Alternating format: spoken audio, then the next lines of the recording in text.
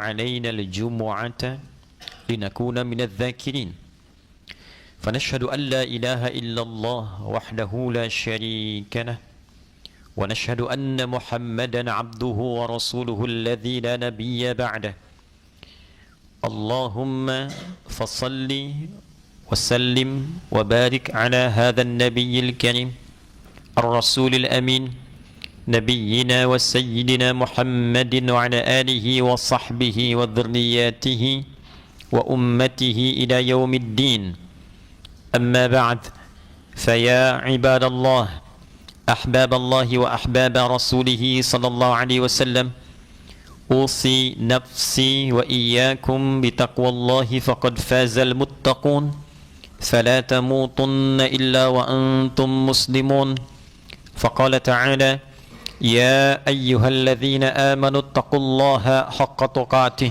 ولا تموتن إلا وأنتم مسلمون. Hadirin jamaah Jumat rahimani wa rahimakumullah. Mengawali Jumat ini, khatib ingin mengajak kepada kita semua tanpa kecuali untuk meningkatkan syukur kita kepada Allah Subhanahu wa taala. Alhamdulillah, dari sekian hamba Allah yang beraktivitas sampai detik ini, kita yang masih diberikan kemampuan untuk beriman kepada Allah Subhanahu wa taala, dan dari sekian hamba Allah yang menyatakan dirinya beriman kepada Allah, kita masih diberikan oleh Allah kemampuan untuk membuktikan keberimanan kita kepada Allah dengan menunaikan ibadah Jumat berjamaah. Semoga Jumat ini dijadikan oleh Allah Subhanahu wa taala sebagai Jumat terbaik yang berkah dari sekian Jumat yang pernah kita lalui. Hadirin, sejak manusia diciptakan oleh Allah Subhanahu wa taala, maka deklarasi yang menyertai penciptaan itu diantaranya adalah kesempurnaan, kebaikan, dan keistimewaan makhluk yang dicipta ini.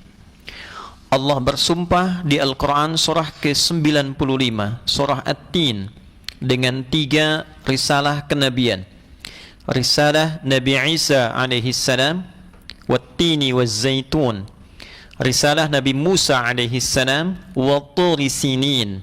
Risalah puncak keistimewaan para nabi, Nabi Muhammad sallallahu alaihi wasallam, wa hadzal baladil amin. Dan seluruh yang terkait dengan sumpah para rasul yang sangat viral di muka bumi sampai detik ini, untuk menegaskan tentang sempurnanya penciptaan fisik manusia. Laqad khalaqnal insana fi ahsani taqwim. Sungguh aku tegaskan dan aku jamin penegasan ini dengan kepastian bahwa seluruh manusia yang tercipta untuk beraktivitas di muka bumi ini diciptakan dengan kondisi fisik yang sempurna. Bersamaan dengan sempurnanya kondisi fisik itu, sehingga disebut juga dengan bashar. Malaikat punya nama, jin punya nama. Nama bagi kita manusia yang sempurna penciptaan fisiknya disebut dengan bashar. 35 kali ini disebutkan dalam Al-Quran, basharaini 1 kali. Dan inilah yang mengawali penciptaan fisik yang sempurna itu, nama bashar, yang bahkan diviralkan di kalangan para malaikat. Quran surah ke-15 di ayat yang ke-28. Wa idh qala rabbuka lil malaikati inni khaliqum bashara. Dan Muhammad sallallahu alaihi wasallam, ingatlah, pahamilah, sampaikan pada umatmu ketika Allah Subhanahu wa taala memviralkan pada kalangan malaikat ada makhluk baru yang akan dicipta dengan tugas spesifik istimewa sebagai khalifah di muka bumi. Makhluk ini diberi nama oleh Allah dengan nama bashar. Makhluk yang sempurna penampilannya, halus kulitnya, punya unsur nafsu dalam perjalanan kehidupannya. Bersamaan dengan sempurnanya fisik ini, dilekatkan pula kemuliaan sifatnya, kemuliaan karakternya. Maka turunlah Quran surah ke-17 di ayat ke-70 untuk menggambarkan kemuliaan karakteristik makhluk yang tercipta dengan fisik sempurna ini. Walaqad karramna bani Adam. Dan sungguh kata Allah, aku tegaskan, aku pastikan, aku memberikan kemuliaan karakter, sifat, kebaikan-kebaikan pekerti pada makhluk yang tercipta bernama manusia ini sebagai keturunan dari anak cucunya Adam alaihissalam. Wa hamalnahum fil bardi wal bahr. Lalu mereka banyak beraktivitas, dominannya di daratan, ada yang di lautan. Wa razaqnahum minat thayyibat. Karena makhluk ini mulia, aku siapkan pula rizkinya yang bisa dicari dengan cara yang baik. Wa faddalnahum ala katsirin mimman khalaqna tafdila. Dan aku berikan keunggulan, kemuliaan melebihi makhluk-makhluk lain yang pernah tercipta. Lebih daripada binatang, lebih daripada tumbuhan, lebih daripada jin, dengan kemuliaan yang melekat pada dirinya. Allah pencipta menyebut dirinya dengan Khaliq. Proses penciptaan disebut dengan Khalaq. Iqra bismi rabbikal ladzi khalaq. Yang tercipta makhluk, karakternya disebut dengan akhlak. Semuanya terambil dari 3 huruf dengan satu rangkaian kata. Kha, lam, dan qaf. Penciptaannya khalaqa, penciptanya khaliq, kitanya makhluk, karakternya akhlak. Maka inilah yang kemudian kita bawa dalam tugas di muka bumi. Menjadi apapun. Khatib telah terangkan tentang makna khalifah. Memakmurkan bumi, mensukseskan kehidupan kita, berjalan dengan manfaat dan baik. Tugas apapun yang saya, Anda, kita kerjakan di bumi ini, maka jadilah pribadi yang baik. Mengerjakan yang bermanfaat. Jadi apapun. Silahkan jadi pejabat, karyawan, petugas A, B, C, bertani, mengajar, jadi ulama. Jadilah ulama yang baik. Sukses dalam tugas Anda, bermanfaat dalam kehidupan, bersikap yang baik, jaga itu sampai pulang. Dari lahir, baligh mulai dihisab itu dievaluasi. Anda kerja di kantor, Anda dievaluasi. Mulai Anda kerja, di saat itu dievaluasi. Mulai kita baligh, di saat itu dievaluasi. Akal sudah mulai matang, tindakan sudah mulai terkontrol, sudah bisa membedakan mana yang banyak, mana yang sedikit, mana uang banyak, mana sedikit, mana yang benar, mana yang salah. Saat itulah kemudian semua tindakan kita terukur, dari keterukuran itu kemudian dituliskan, dari tulisan itu kemudian ditimbang, dari timbangan itu kemudian dievaluasi. Itulah hisab. Itu yang kita kerjakan, jadi apapun sampai pulang. Untuk itulah dalam Islam ukurannya bukan Anda menjadi pejabat, bukan Anda jadi karyawan, bukan Anda jadi ulama. Tidak. Ukurannya adalah ketika profesi apapun yang Anda kerjakan, Anda mengerjakan dengan cara yang baik menurut pandangan Allah. Pekerjaan yang disebut baik menurut Allah disebut saleh namanya. Jadi OB yang saleh, jadi petani yang saleh, jadi direktur yang saleh. Allah nggak akan lihat jabatannya. Anda direktur tidak saleh, maka hisabnya berat di hadapan Allah. Anda pegawai saleh, itu yang baik dibawa pulang. Itulah yang kita coba pertahankan semaksimal mungkin sampai kita meninggal. Karena itulah standar yang Nabi kemudian buat untuk menguatkan seluruh struktur kehidupan kita ini, maka dicek dalam niatnya. Innamal a'malu binniyat. Niat kita, motivasi kita, dorongan hati kita, itu yang akan mendorong seseorang berbuat baik dalam kehidupan. Niatnya tidak baik, maka sikapnya pun tidak akan baik. Niatnya baik, arahnya baik, tujuannya baik, maka pekerjaannya pun akan baik. Tapi dalam perjalanan hidup ini tidak ada yang seideal ungkapan. Kita boleh berkata A, tapi ternyata dalam prakteknya mungkin ada yang bergeser. Alih-alih mata memandang yang baik, ternyata bisa salah. Alih-alih lisan berbicara yang soleh, ternyata bisa salah. Alih-alih telinga mendengar yang baik, ternyata bisa mendengar yang keliru. Betapa banyak dalam kehidupan, jangankan dari balik, hari ini saja, berapa kali mata melihat yang salah. Dari besok saja, kita siapkan untuk berjalan, beraktivitas. Tapi ternyata ketika kita rencanakan, lisan bisa berkata yang tak baik, telinga bisa mendengar yang tak baik. Ukur, bayangkan selama berkehidupan dari baligh sampai sekarang detik kita menunaikan Jumat, berapa kesalahan yang telah dikoleksi, dan berapa tekad kita merubah yang salah itu menjadi soleh. Itu belum masuk pada status sebagai suami. Sudahkah menjadi suami yang soleh? Sudahkah menjadi ayah yang soleh? Sudahkah menjadi anak yang soleh? Semua peran yang kita pilih, ingat, semua peran yang kita pilih dalam hidup, itulah yang kita pertanggungjawabkan di hadapan Allah ketika pulang. Memilih peran sebagai suami dengan menikah, maka itu pilihan yang dipertanggungjawabkan. Memilih pekerjaan yang kita pilih. Kenapa Anda menjadi seorang pebisnis, jadi profesional, jadi polisi, jadi tentara? Itu kan pilihan. Ketika kita ambil, ada evaluasi dunia, ada hisab akhirat. Maka dalam konteks ini Allah yang punya sifat Rahman, penyayang yang tidak punya batas dalam konteks kehidupan dunia. Sampai akhir nyawa di kerongkongan masih terbuka dengan kasih sayang Allah ini, setiap hamba mendapat hak kesolehannya. Seburuk-buruknya manusia, Khatib pernah sampaikan di berbagai kesempatan, Fir'aunnya Fir'aun. Anda bayangkan, Fir'aunnya Fir'aun masih diberikan kesempatan dikirim 2 orang nabi, 2 orang rasul, Musa dan Harun, sampai ke titik nyawa terakhirnya hanya untuk memberikan haknya menjadi pribadi yang soleh. Pernah mengaku Tuhan, hobinya bunuh orang, menjadi penguasa yang lalim, menggunakan sewenang-wenang, tapi masih diberikan haknya. Karena setiap kita dengan dasar rahmannya Allah masih punya kesempatan untuk mengambil hak kita menjadi pribadi yang lebih baik. Karena itulah dalam Quran kita diajarkan melihat orang dengan kacamata kasih sayang. Karena Allah pun berkasih sayang tanpa batas. Maka siapa kita yang bukan Tuhan menghukumi orang dengan hukum yang sangat jauh dari keburukan, sementara dia masih punya hak untuk menjadi pribadi yang soleh sebelum nyawanya berpulang kepada Allah Subhanahu wa ta'ala. Maka di titik inilah kemudian kita semua diberi kesempatan. Entah apapun masa lalunya. Apa masa lalunya Umar bin Khattab radhiyallahu ta'ala anhu? Apa masa lalunya Abu Dzar Al-Ghifari yang kalau Anda lihat dalam sejarah silahkan telusuri. Siapa itu Muawiyah bin Abi Sufyan? Siapa si fulan? Siapa si fulanah? Dan seterusnya. Tapi bagaimana mereka menjadi pribadi yang bisa dikenang di kemudian hari? Orang hebat, jadi contoh, jadi teladan, jadi inspirasi, dibuat buku di mana-mana dibaca, ditebarkan, diteladani. Siapa mereka sebelumnya? Mereka adalah orang-orang yang menutup masa lalunya yang kelam, mengambil hak kesolehannya dan mempertahankan itu sampai pulang.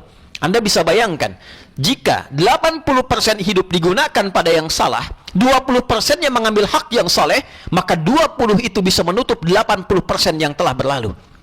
Bahkan ada di antara mereka yang 95%-nya salah, 5%-nya diambil sebelum meninggal hak kesolehannya, dan 5% itu menutup semua kesalahan yang pernah dilakukan. Solehnya yang viral. Betapa Allah benar dengan janjinya. Qul ya ibadiyalladzina asrafu ala anfusihim la taqnatu min rahmatillah innallaha yaghfirudz dzunuba jami'a. Ya Muhammad sallallahu alaihi wasallam, viralkan pada semua hambaku, viralkan dengan sifat kasihku, duhai hambaku yang pernah punya masa lalu sekelam apapun, seburuk apapun. Israf itu keburukan yang selalu bertambah. Nambah, telinga dengar buruk, lisan berkata yang buruk, mata melihat kepada yang buruk. Tapi ternyata terbersit dalam jiwanya untuk mengambil hak kesolehannya. Saya ingin berubah, saya ingin jadi baik, saya ingin taubat. Sampai kapan saya begini? Kata Allah, la taqnatu min rahmatillah. Jangan kamu simpulkan putus asa untuk mendapatkan rahmat Allah. Aku Rahman, gak ada batasnya. Engkau yang punya batas dengan kematianmu. Sepanjang nyawa belum sampai ke kerongkongan, jangan simpulkan batasan-batasan dalam maafku, kata Allah. Innallaha yaghfirudz dzunuba jami'a. Sungguh tegaskan pada hatimu, yakinkan pada hatimu yang paling dalam, aku Allah akan mengampuni seluruh dosa-dosa yang pernah engkau kerjakan sepanjang engkau mau kembali mengambil hak kesolehanmu. Hadirin, ketika itu diberikan oleh Allah, maka dibentangkan waktu bagi kita untuk mengevaluasi diri. Dalam harian ada malam, menjelang kemudian selesai ke subuh, ada jarak antara malam ke subuh, disebut waktu sahar. Di sahar itulah kemudian Allah bentangkan siapa yang mau istighfar, siapa yang mau berubah. Bahkan turun ayat, wabil ashari hum yastaghfirun. Ada kalangan hambaku, kata Allah, calon penghuni taman surga. Anda bayangkan, ada orang salah, pelaku kriminal yang mengambil kesempatan sebelum subuh, pernah kriminal selama hidupnya, tapi dia mau mengambil kesempatan ini, mengambil hak kesolehannya, disebut oleh Allah calon penghuni taman surga. Yang mengambil kesempatannya dalam setiap malam menjelang subuh, dia istighfar kepada Allah. Wabil ashari hum yastaghfirun. Menjelang subuh dia katakan, astagfirullah, aku salah ya Allah, aku ingin kembali jadi baik. Astaghfirullahalazim alladzi la ilaha illa huwal hayyul qayyum wa atubu ilaih. Bahkan di Quran surah Ali Imran di ayat ke-17 itu disamakan amalannya dengan orang sabar, orang infak, orang-orang pejuang, as-sabirina was-sadiqina wal qanitina wal munfiqina wal mustaghfirina bil ashar. Ada para penyabar, ada orang rajin infak, ada orang khusyuk dalam ibadah, ada orang benar dalam amalannya. Itu senilai dengan orang yang rajin istighfar di waktu subuh, menjelang subuh, menjelang subuh, menjelang azan. Istighfar, istighfar, istighfar. Ada yang pekanan Jumat, Di Jumat waktu yang luar biasa, ba'da asar, menjelang maghrib, maksimalkan istighfar, minta rahmat Allah. Ada yang bulanan datang, ada yang tahunan, ada yang sekaligus mengevaluasi dari ujung kepala sampai ujung kaki. Ibadahnya disebut dengan haji. Maka haji kenapa disebut dengan haji al-qasdu, tujuan? Apa tujuan dari haji? Memperbaiki diri sehingga menanggalkan yang salah, membawa yang saleh. Ditanggalkan yang salahnya di sana. Arafat, kenal kesalahan kita. Mengapa selama ini jauh dari Allah, susah sholat, susah berbuat baik, sulit baca Al-Quran. Maka dia evaluasi diri, istighfar di padang Arafat itu, istighfar. Setelah itu dia simpulkan faktornya 3, karena nafsu terlalu dominan. Inilah Aqabah. Maka datang kemudian ke Masy'aril Haram, kemudian datang ke Muzdalifah. Hal dia ingat yang membuat dia terpeleset, bawa batu, kemudian 7. Dia lontar di Jamarat. Yang dilontar itu Aqabah. Aqabah itu dalam internal kita, penguasaan nafsu yang terlalu dominan. Kalau ada kita berbuat perilaku yang tidak baik, bukan salah orang, salah kita pada puncaknya. Kenapa nggak bisa menata nafsu kita sendiri? Kalau orang nyogok, kemudian Anda korupsi, yang salah itu bukan orang yang nyogoknya, yang pertama kalinya. Tapi yang salah pertama kali adalah ketidakmampuan kita mengendalikan nafsu. Kenapa diterima? Kalau kita tolak pun kan bisa, tidak mengurangi rezeki. Jadi itulah kenapa yang pertama Aqabah yang dilontar. Setelah kita catat di Arafah, inilah saya. Kekurangannya tuliskan 1, 2, 3, 4, 5, tanggal 9 Dzulhijjah. Malamnya ke-10 kemudian 10 tunda, begitu masuk 10 dini hari berangkat ke Jamarat, lontar Bismillahi Allahu Akbar, lontar Bismillahi Allahu Akbar, lontar. Hakikatnya yang dilontar adalah perilaku kita sendiri, sifat-sifat yang tidak baiknya. Yang buruknya dibuang, yang baiknya muncul. Setelah merasa baik itulah menghadap ke arah kiblat dan mengatakan inni wajjahtu wajhiya lilladzi fataras samawati wal arda hanifan muslima wa ma ana minal musyrikin inna salati wa nusuki wa mahyaya wa mamati lillahi rabbil alamin la syarika lahu wa bidzalika umirtu wa ana minal muslimin atau wa ana awwalul muslimin. Ya Allah, aku tegaskan sepenuhnya, aku menghadap diriku sepenuhnya padamu, pencipta langit, bumi dan semesta alam. Selama ini aku sholat, selama ini aku ibadah, sampai aku haji saat ini. Aku hidup ya Allah, kalaupun wafat di tempat ini, atau engkau beri kesempatan aku baru, lembaran hidup baru setelah meninggalkan kota suci ini, aku berjanji akan menjadi muslim yang baik. Aku tidak akan pernah berbuat syirik, dan aku akan berpegang pada ketentuanmu sampai aku kembali kepadamu. Saksikan ya Allah, aku ingin berubah jadi muslim yang lebih baik. Maka saat itulah kemudian dia tawaf. Gambaran dari aktivitas dimulai yang baru. 7 kali, gambaran 7 hari dalam sepekan. Bukan hanya bolak-balik gelap, balik gelap, berangkat gelap, pulang gelap, kena macet, dorong-dorongan, klakson-klaksonan, kadang lihat proyek dorong-dorongan. Tawaf itu bukan sekedar dorong orang, pengen cium hajar aswad, sampai sewa joki, sampai singkirkan, sungkurkan orang. Tidak, dia bergerak, ritmenya bagus, berputar. Menghargai orang, dia tahu jatahnya, dia tahu porsinya, sambil dia berzikir subhanallah walhamdulillah wala ilaha illallah wallahu akbar. Sadar sekarang akhirnya bekerja tuh rezeki udah diatur, tak perlu senggol orang, tak perlu singkirkan orang. Jalani kehidupan dengan nyaman sambil berzikir, siapkan untuk pulang, cari peluang, sa'i, berusaha dengan sungguh-sungguh, beningkan hati, naik ke atas bukit. Setengah kesuksesan dengan hati yang bersih, setengah apa yang kita ingin capai kita dapatkan. Sadar, naik turun, usaha itu mesti ada ikhtiarnya, naik turun. Hari ini kita di atas, mungkin besok kita turun ke bawah. Jangan putus asa. Kalau perlu kita lari cepat, kejar peluang. Walaupun yang kita kejar kadang-kadang tidak kita raih saat itu, tapi setelah 7 kali, bukan berarti 7-nya, tapi usaha kita yang dilihatnya. Jangan pikirkan hasil, Anda akan cepat kecewa. Tapi ketika Anda berikhtiar dengan optimal, tanpa sadar kadang-kadang apa yang kita dapatkan ternyata ada di samping kita. Zam, kumpul jangan berhenti, kumpul jangan berhenti. Kadang apa yang kita kejar, proyeknya datang di samping kita. Apa yang kita raih ternyata hadir di sekitaran kita. Tapi tanpa kita sadari, itu adalah akumulasi kerja keras yang telah kita kumpulkan berapa lama sebelumnya.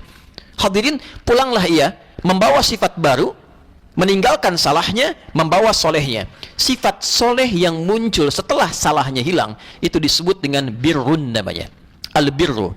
Ketika melekat pada diri pelakunya, maka disebut mabrur namanya.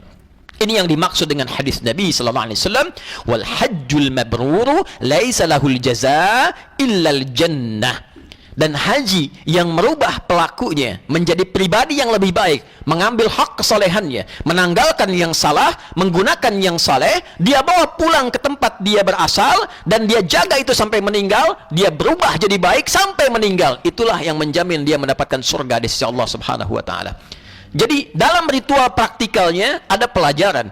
Tapi bagi kita yang mungkin tahun ini belum berangkat haji, yang belum ada kesempatan haji, maka ambil substansinya, pelajari, ambil hak kesolehan kita. Karena itu Allah adil, bagi yang belum berangkat diberikan ritual yang berbeda. Tentu tidak sama dengan haji ritualnya, tapi substansinya bisa serupa. Tidak ada yang menandingi salat di dalam Masjidil Haram, di sana 100.000, di sini 1. Berjamaah kali 27, di sini kali 27. Tapi kalau orang berhaji tidak paham esensi, dia hanya bolak-balik, dia katakan labbaik, kata Allah la labbaik, nggak ada labbaik. Kamu nggak jelas. Perangkat kamu haram, pakaian kamu haram, niat kamu haram, perilaku kamu haram. Tapi bagi kita yang belum berangkat, kita doakan semua berhasil dengan baik. Kita di sini ambil esensinya. Maka 10 hari yang pertama kita manfaatkan dengan baik. Berdasarkan hadis Nabi sallallahu alaihi wasallam ketika beliau menyampaikan dalam riwayat Ibnu Abbas radhiyallahu taala anhuma, an Nabi sallallahu alaihi wasallam qala, "Ma minal ayyam al-'amalu shalihu fihinna ahabbu ila Allah min hadhihi al-ayyam al-'ashr." Enggak ada perjalanan hari dalam setahun kecuali yang terbaik itu 10 hari pertama bulan Dzulhijjah. Bertanya sahabat, walal jihadu fi sabilillah ya Rasulullah, apakah jihad fi sabilillah tak mampu menandinginya? Maka menjawab Nabi sallallahu alaihi wasallam, walal jihadu fi sabilillah illa rajulun kharaja bi nafsihi wa malihi wa lam yarji' min dzalika bi syai'. Enggak ada yang menandingi kecuali satu bentuk perjuangan, orang yang berjuang dengan fisiknya, dengan hartanya sampai meninggal dia diniatkan karena Allah. Itu yang tertinggi. Yang berhaji, Anda ayah yang bekerja mencari nafkah, ada anak yang berjuang untuk orang tua sampai dia meninggal, dia keluar biaya, dapatkan ongkos, dia niatkan lillah karena Allah, untuk keluarganya nafkah, untuk ibunya, untuk ayahnya, dia keluar, untuk anaknya, untuk istrinya, dia niatkan lillah, meninggal dia di pertengahan, fi sabilillah. Pernahkah tahu kita informasi tentang itu? Hadirin, jika itu dilakukan di 9 pertama Dzulhijjah, hari ke-10-nya kita salat, maka kita kerjakan, tingkatkan amal saleh, tingkatkan puasa, tingkatkan sedekah, tingkatkan bekerja, niatkan lillah sampai hari ke-9 kita puasa. Di sana wukuf Arafah, di sini puasanya namanya sama, puasa Arafah. Siyamu yaumi Arafata anni ahtasibu 'ala Allah an yukaffira sanati allati qablahu wa sanati allati ba'dahu. Puasa di hari orang wukuf. Di sana wukuf, di sini puasa. Puasanya pun disebutkan dengan nama substansinya, Arafah. Kenali diri kita, bukan puasa biasa. Ramadan 30 hari ada caranya, Arafah 1 hari ada caranya. Sehari itu kita puasa sambil mengenal diri kita. Mata saya begini, telinga saya begini, lisan saya begini, kaki saya begini, ini salah, saya mesti perbaiki. Ketika kita sampai buka sadar, ada yang harus kita perbaiki dan kita taubat, maka substansinya dapat seperti orang wukuf di sana. Jika di sana lontar jumrah, di sini menyembelih hewan, sifat hewaninya disembelih, maka insaninya yang muncul. Di sana membaca setelah lontar jumrah inni wajjahtu, di sini pun saat menyembelih bacaannya sama, inni wajjahtu. Silahkan cek dalam hadisnya. Semua sama. Maka sekarang pilihan pada kita. Jangan katakan saya belum berhaji sehingga saya nggak berhak mabrur. Mabrur itu substansinya. Jika kita ingin raih itu, memang ritualnya berbeda, keutamaannya banyak di sana. Tapi kita punya pilihan di tahun ini yang belum tentu kembali di tahun depan. Sudah ada banyak orang berpulang, kita yang terpilih masih hidup sampai dengan detik ini. Jika Allah berikan sampai detik ini, hari ini, tahun ini, belum juga membuat kita berubah jadi baik, maka berapa banyak lagi Dzulhijjah yang kita butuhkan sekedar untuk memberi kesempatan kita berubah menjadi pribadi yang lebih baik. Hasilnya adalah korban. Kurban bukan menyembelih hewan. Kurban itu bentuk superlatif dari kata koruba, artinya dekat. Kurban semakin lebih dekat. Maka orang yang berhasil dalam rentangan 1 sampai 10 Dzulhijjah ini, dia menjadi dekat hubungannya dengan Allah. Lebih baik, lebih nikmat sholatnya, lebih siap untuk pulang, lebih cepat membawa bekal untuk ke alam kuburnya, dan lebih mengumpulkan bekal-bekal kebaikan untuk hisabnya di akhirat kelak. Maka jadilah ayah yang baik, suami yang baik, teman yang baik, tetangga yang baik, masyarakat yang baik, abdi negara yang baik, dan dengan kebaikan itulah kita akan pulang dalam keadaan pulang yang baik, yang bahasa Arabnya dikenal dengan husnul khatimah.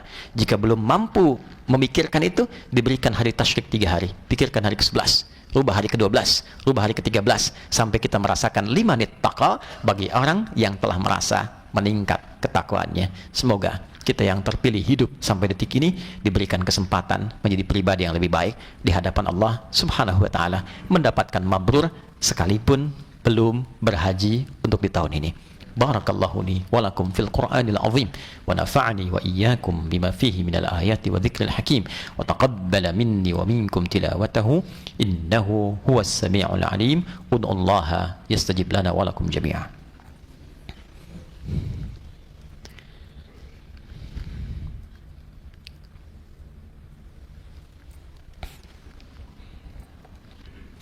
Alhamdulillah wassalatu wassalamu ala rasulillah wa ala alihi wa sahbihi ajma'in wa man walah. Amma ba'd, faya ibadallah, usi nafsi wa iyyakum bitaqwallahi faqad fazal muttaqun fala tamutunna illa wa antum muslimun. Faqala ta'ala ya ayyuhalladzina amanu taqullaha haqqa tuqatih ولا تموتن إلا وأنتم مسلمون. أشهد أن لا إله إلا الله وحده لا شريك له ونشهد أن محمدا عبده ورسوله الذي لا نبي بعده. عباد الله، قال الرحمن تعالى في قرآنه مذكرا لنا جميعا إن الله وملائكته يصلون على النبي يا أيها الذين آمنوا صلوا عليه وسلموا تسليما. اللهم صل وسلم وبارك على هذا النبي الكريم الرسول الأمين نبينا وسيدنا محمد وعلى آله وصحبه أجمعين. اللهم اغفر للمسلمين والمسلمات والمؤمنين والمؤمنات الأحياء منا والأموات إنك سميع قريب مجيب الدعوات ويا قاضي الحاجات. اللهم تقبل منا صلواتنا وقيامنا وركوعنا وسجودنا وصيامنا وحجنا، واجعل الحجاج حجهم حجا مبرورا وسعيهم سعيا مشكورا وتجارتهم تجارة لن تبورا وذنبهم ذنبا مغفورا وألحقنا معهم في رحمتك يا الله مع الذين أنعمت عليهم من النبيين والصديقين والشهداء والصالحين وحسن أولئك رفيقا. اللهم يا خير الناصرين، اللهم انصر إخوتنا في فلسطين وفي كل مكان المبتلين، واجعل أحياءهم مجاهدين في سبيلك وموتاهم شهداء وألحقنا معهم في رحمتك يا أرحم الراحمين. واخفض بلادنا أندونيسيا واجعلها بلدة طيبة وأنت ترضاها، واحفظ أمراءه يا الله، واحفظ أمراءها واجعلهم مخلصين لك الدين ليخففوا حسابهم يوم القيامة، واجعل يا الله علماءها مخلصين لك الدين. اللهم ربنا آتنا في الدنيا حسنة وفي الآخرة حسنة وقنا عذاب النار. وصلى الله على سيدنا محمد وعلى آله وصحبه أجمعين، وآخر دعوانا أن الحمد لله رب العالمين. عباد الله، إن الله يأمر بالعدل والإحسان وإيتاء ذي القربى وينهى عن الفحشاء والمنكر والبغي يعظكم لعلكم تذكرون. ولذكر الله أكبر والله يعلم ما تصنعون. أقيموا الصلاة يرحمكم الله.